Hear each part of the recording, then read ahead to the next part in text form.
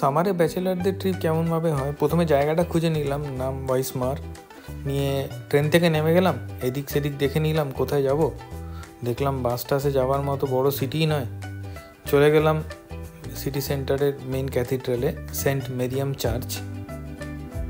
তার আগে যে মেন সিটি ট্যুরটা তে যে ব্রিজটা আছে আর যে মিউজিয়ামটা আছে তার সামনে ঘোরাঘুরি করে নিলাম। ব্রিজের মেন আকর্ষণ 4 কোণে 4টে শুয়োর। তার গায়ে যদি আপনি মাখামাখি করেন বা মুখটাকে নকল করেন, আপনার 1 কোটি টাকার লটারি কনফার্ম। ওটা করে নিয়ে চলে গেলাম এবার মেন চার্চটার দিকে, সেন্ট মেরিয়াম চার্চ। খুবই সুন্দর, স্নিগ্ধ পরিবেশ, খুব শান্ত শান্ত ব্যাপার স্যাপার। তার আগে ব্যাঁকা পাটা নিয়ে চার্চের বাইরে একটু এদার সেদার ঘুরে নিলাম। ঘোরা হয়ে গেলে ঢুকে যাবো এবার সেন্ট মেরিয়াম চার্চে। এটাতে কি হলো, খিদেটাও বেড়ে গেল। তো সেন্ট মেরিয়াম চার্চে ভালো করে দেখে নিলাম, এধার সেধার উল্টে পাল্টে যেমনভাবে সম্ভব সবভাবে দেখে নিলাম। দেখে নিয়ে তাড়াতাড়ি করে দৌড়াতে লাগলাম। কোথায়? কিছু তো একটা খেতে লাগবে। এমনভাবে চার্চ দেখছি মনে হচ্ছে জীবনে প্রথমবার চার্চ দেখছি। এটা নিয়ে কিছু না হোক আমার এটা 400তম চার্চ হবে ইউরোপে, যেটা আমি দেখছি। বাট আর্কিটেকচারগুলো সত্যি খুব সুন্দর, খুব ভালোভাবে প্রিজার্ভ করা।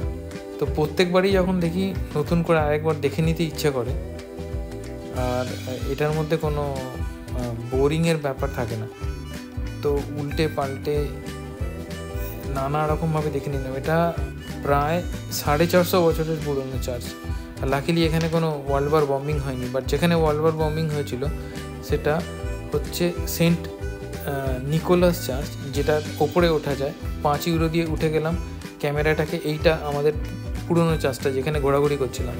ক্যামেরাটা নিয়ে একটুখানি ছোট বড় করে দেখে নিলাম। দূরে হারবার্ডে দেখা যাচ্ছিল একটা বড় ক্রুজ দাঁড়িয়ে আছে, যেটা সুইডেনে যাচ্ছে। কখনো এসে ওটাতে চেপে যাব। এইখান থেকে নেমে এত খিদে পেয়েছিল, দৌড়ালাম একটা ডমিনোজের দোকানে। ডমিনোজে একটা পিৎজা খেয়ে নিলাম। পিৎজা খেয়ে আর ট্রেনের বাকি 1.5 ঘন্টা।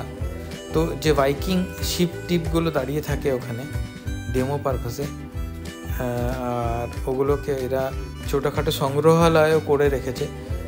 ওটারকে এধার সেধার দিয়ে দেখে নিয়ে জাহাজের ব্লেডে নিজের মাথাটা দিয়ে একটুখানি ব্যাঁকা পাগুলো নিয়ে আর একটু ঘুরে নিয়ে এবার ফেরার পালা।